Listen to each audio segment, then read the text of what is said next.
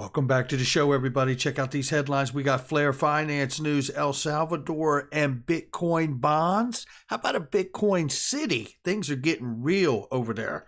PayPal, new crypto feature, and a nice little reminder that'll tie everything right into Ripple. Don't believe it, it's still true.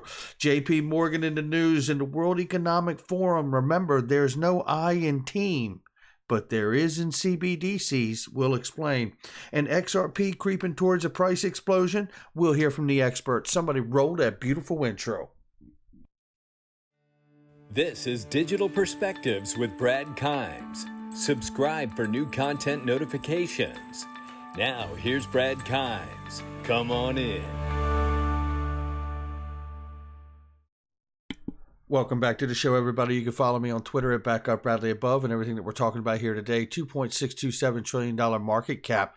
We're up slightly, 0.18 this morning on the market cap. But let's take a look at prices. Right now, Bitcoin's climbed back to $58,700 plus. Ethereum is holding $4,300 plus, and we see Solana is at 211.44. We see Cardano is at 187, and XRP is at 107 this morning. Everything's still a little off, right? The market's still a little off, but everyone is saying in the technical analysis land that we still got some fireworks ahead of us if we just be patient. We're going to hear from a couple of them before we get out of here today. 107.97 is the current price, and we're looking at 107.65 is the low side of the price, so we're dancing around that. And 113.01 is the high side. Let's get into the news this morning, ladies and gentlemen. There's quite a bit to talk about here. Congratulations to Flare Finance on their launch, says Hugo Filion for Flare Networks. And you know what? I'm excited for all of this. This has been a bumpy road when it comes to Flare Networks, Flare Finance, Songbird, the whole thing. But I'm no less excited about it for it to get here, and it has begun. So this is really exciting stuff. It says here, early liquidity mining rewards are as follows: 200,000 DFLR on Flare Farm and 255,000 DLFR on Flare Loans. So it is off and running. Well, I can't wait to hear the results for people and the gains they get and the rewards they get. Take a look at this, because this one got me right here. This is Nayib Bukele, who is the leader there in El Salvador, set to build the first ever Bitcoin city in the world, he says. Well, take a look at this article because it goes further here. In a partnership with crypto firms Blockstream and Bitfinex, Bukele plans to issue $1 billion in tokenized US dollars denominated 10-year bonds to fund this project. He's not playing around here. This is really remarkable what he's talking about doing here. So we know El Salvador is currently the only country in which Bitcoin is legal tender. The move has witnessed many developments as well as some pushbacks amid protests and technical glitches and inevitable market volatility. El Salvador continues to drive Bitcoin adoption. In the latest adoption move, Central America country plans to build a city based on the world's largest cryptocurrency. President Bukele announced at the Bitcoin City Initiative, El Salvador's Bitcoin Week conference on Saturday night. This conference is a celebration of the mainstream adoption of Bitcoin. In partnership with the crypto firm blockchain Bitfinex, Bukele plans to issue $1 billion in tokenized USD denominated 10-year bonds to fund this project. I tell you, this is getting really, really deep and intertwined here. And listen, I think in the best way, because, and it could end badly, obviously, right? But I hope it doesn't, because for one, when you're building a bond market to back the launch of a Bitcoin city like this, I think you're really getting in bed in the right way here. Now this is another great way to see that we're getting in bed in the right places here. PayPal enabled crypto feature checkout with crypto, the feature which allows users to convert their holdings into fiat currencies, along with the checking out at millions of merchants accepting cryptocurrencies in their wallets. Now, what I wanted to bring to light here for a lot of people that have been here in the recent days and months, but they are not aware of this little comment here. And if I could bring this up, let me pull this up for us. Okay, here we go. Sorry about the mix up there. We got it now. This is from back in the day here, and at least a couple years old, 2019, where there was a congressional hearing for which Mr. Ahmed from PayPal is really talking about what they could be utilizing for their business model at PayPal on the back end, wholesale back end, to solve problems for low value payments. You're going to hear him talk about Ripple XRP. Listen here. For the kind of core banking architecture, I think there would probably be some changes needed in terms of the Federal Reserve System. But for, smaller valuation or smaller amount payments, I think you already are seeing some blockchain-based systems being created that enable the movement of money. So I think there are examples out there. We talk about XRP or others that kind of offer this. Well, there you go. XRP right there. You can see the look on my face at time going, what else do we need to hear? It's very real. The understanding of these companies, they understand what XRP's power is. They understand the difference between Ripple, the blockchain infrastructure company that has software developed, versus the XRPLedger, now nonprofit foundation, which has the native asset XRP. They all understand this. I believe, and I've said this a mess of times on this channel, and I'm going to continue to say it because I really believe it. The SEC versus Ripple is a legal case, but it is a vetting process. You can't legislate what you haven't defined. And because I understand that the XRP ledger really does work as a decentralized ledger throughout the world in a very, very cost-efficient way, which is secure and scalable, then in order for the sophisticated financial institutions and central banks around the world to use this new technology, which is a new payment protocol decentralized exchange, it needs to be defined. And then that vetting process can look pretty scary because it comes in the form of a lawsuit, right? That's how I see what's going on here. And I'll tell you, just to recap here, because we covered this, JP Morgan feels the same exact way. Now, you know that they already put a lot of money and bet on Ethereum, and now they're telling you if Ripple wins the SEC lawsuit, XRP is poised for significant adoption. Boy, I'll say. And think of this for a moment.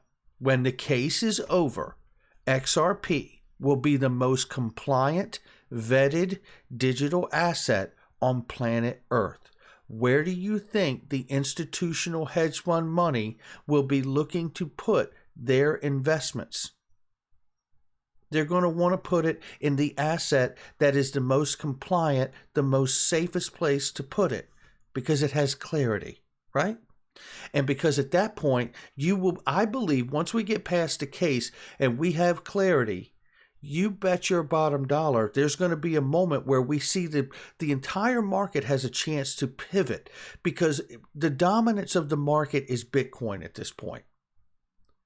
But that won't be forever, because when use case utility becomes the price driver to XRP, there will be no more following along with the market business. That's all going to change. And that is a real key moment that I'm waiting for as an investor. Looking right here, this is the World Economic Forum talking about how we get that use case utility to. They compared China's CBDC to the Swedish Riksbank e-Corona and the Bank of Thailand CBDC. It says here, it's worth noting that while China's, Sweden's CBDCs are meant for retail use, Thailand's CBDC was aimed at business-to-business payments. We just take a look in here, they talk about the I word, right? If the central banks decide to grant cross-border access to the CBDC and it wants to support interoperability with foreign CBDCs, then it needs to create communication protocols and standards to enable domestic and foreign CBDCs to exchange information seamlessly. I said that there's no I in team, but there is in CBDCs, and it's interoperability. And who do you know that has been pounding the ground about making the market infrastructure, the protocols, to be interoperable with anything? It's not up for dispute. It's Ripple, and it's the XRP ledger. That's why they tell you the XRP ledger is a decentralized exchange for all the money.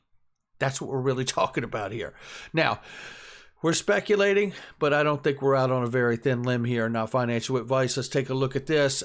We see Dark Defender says XRP bounced back from one of the most important critical supports, $1.01 since December 2020. Above this level is always bullish.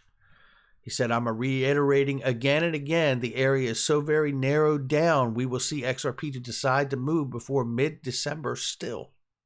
And I think this is an excellent illustration here of what's going on with the chart and that narrowing that's happening. You know, there's not much more room here for XRP is going to have to tell us, are we going down or are we going up, right? And when you look down here in the correlation of the RSI, whenever it's low, that means we got room to grow. And that's how we know that. Now let's get a listen real quick here from Coins Kid.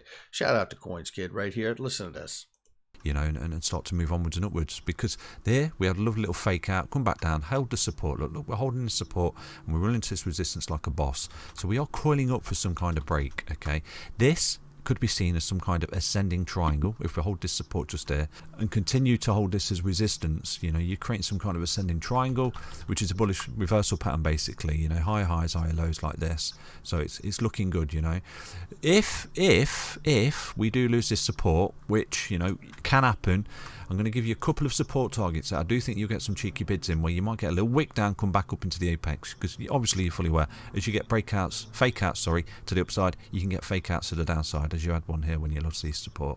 Okay, so for me, you've got two levels of support here for XRP. It's looking bullish. It's looking bullish because you're forming an ascending triangle on the daily time frame just there, which is a bullish pattern basically. So, but I have to show you support. So right now, if you see a little cheeky roll in the market, put some bids on that swing low just there at 0.96190, and then if there is a further correction, you've got two key levels of support where you'll see wick bounces. This is how it works. Okay, so you've got a key level of support right there at 89 cents, and then that last level of support just there at 85 cents. You know, and if it does start to lose those key level of support, that's quite negative, and you can see you're rolling out of a huge horizontal here, which is a bullish continuation pattern, because it comes up into it like this. You coil up, you coil up, you coil up, which you are doing. We've been speaking about this for months. Okay, look, all the way since August, we've been coiling up like this for XRP, consolidating, going sideways in a range, like I said to you, until you come close to the apex, and then you get the breakout. Okay, obviously we all want to break to the upside, but you're fully aware it can actually break to the downside. There's no guarantees here. There's no guarantees, but and that's what we love. They give us both sides of the ball, whether we go up or whether we go down. They give us the points to look for support and resistance. I appreciate Dark Defender and Coins Kid very much, and everybody else that provides information. Ladies and gentlemen, make sure you hit the like and subscribe. Patience is the key, and I'm inclined to agree with them. And I'm a very patient man these days. And that's something that this market has taught me, by the way. And that's been something that's been very good for me. I'm usually a hyper guy, drummer of 30 years professionally. Patience is not something that's been a part of my younger years. So it has been really, really very good for me to be in this space and watch all of this. However, with that being said, it doesn't mean I'm not ready for Moon 2. Make sure you hit the like and subscribe, guys. Make sure you give us a follow on TikTok. Digital Perspectives, no spaces.